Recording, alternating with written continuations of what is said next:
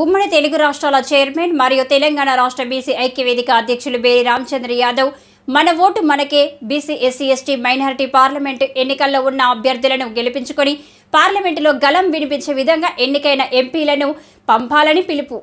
దేశ జనాభాలో సుమారుగా ప్రభుత్వ లెక్కల ప్రకారం 81% బీసీ ఎస్సీ ఎస్టీ మైనారిటీ జనాభా అధికారంలో మాత్రం అంతంతే ఉంది. అగ్రవర్ణాల పార్టీల్లో బానిసలుగా తొత్తులుగా ఉండే వాళ్ళని వాళ్ళు గెలిపించుకుంటున్నారు. దేశ ప్రజలారా, బీసీ ఎస్సీ ఎస్టీ మైనార్టీ సోదర సోదరీమణులారా, మనమందరం ఏకమవుదాం. జేఏసీగా ఏర్పడి అధికార సాధనే అంతిమ లక్ష్యంగా పోరాటం చేసి పార్లమెంటులోనూ అన్ని అసెంబ్లీలోనూ మన మెజారిటీని నిరూపించుకునే విధంగా ముందుకు వెళ్దాం.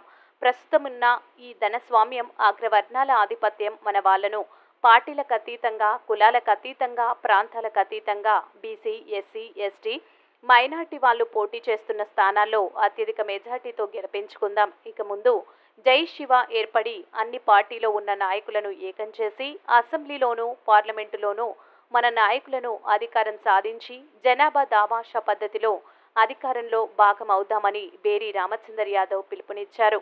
అగ్రవర్ణాల దౌర్జన్యాలను మరియు మోసపూరితమైన అగ్రవర్ణ కుట్రలు భగ్నం చేసి జేసీ పిలుపు మేరకు అధికార హస్తగతం చేసుకుందాం. ఈ ధనస్వామ్యంలో, అగ్రవర్ణాల ఆధిపత్యంలో అడుక్కుంటే మనకు అధికారం రాదు. ఎన్నికల్లో పాల్గొని గెలవాలి. మనకంటూ ఒక పార్టీ ఉండాలి. అగ్రవర్ణాల్లో ఉన్నంతకాలం మన పేదరికం పోదు, అధికారం మన చేతికి రాదు. భారతదేశంలో పేదరికంలో మగ్గుతున్న వారి సంఖ్య రోజురోజుకు పెరుగుతూనే ఉంది.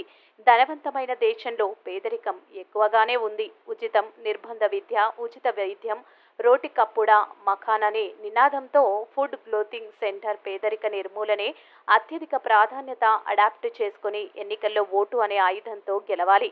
మనం ఎంతో మనకంతా ఈ సమావేశ చర్చల్లో పాల్గొని బీసీ ఎస్సీ ఎస్టీ మైనార్టీ నాయకులు తమ అభిప్రాయాలను తెలియజేశారు. ముఖ్యంగా ఈ కార్యక్రమంలో ఉమ్మడి తెలుగు రాష్ట్రాలైన ఆంధ్రప్రదేశ్, తెలంగాణ రాష్ట్ర chairman Ramachandra Yadav, BC federation అధ్యక్షులు Sayanna Modiraj, students JAC chairman Sriram Yadav, అభిమానులు, ఎస్సీ ఎస్టీ మైనార్టీ పెద్దలు పాల్గొని ఆంధ్రప్రదేశ్లో బోడే రామచంద్ర యాదవ్ పై జరిగిన అగ్రవర్ణాల దాడి, దౌర్జన్యం ఖండిస్తూ ఏకగ్రీవ తీర్మానం చేయడం జరిగింది. అతి తొందరలోనే జేఏసీ రౌండ్ టేబుల్ సమావేశం ఏర్పాటు చేసి కార్యవర్గం నేర్పు ఏర్పరచుకుని కార్యాచరణ ద్వారా ముందుకెళ్తామని రౌండ్ టేబుల్ బడుగు బలహీన వర్గాలకు పిలుపునిచ్చారు.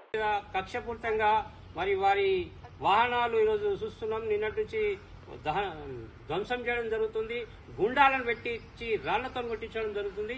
దీన్ని తీవ్రంగా ఖండిస్తున్నాం బీసీ ఐక్యవేదిక తరఫున.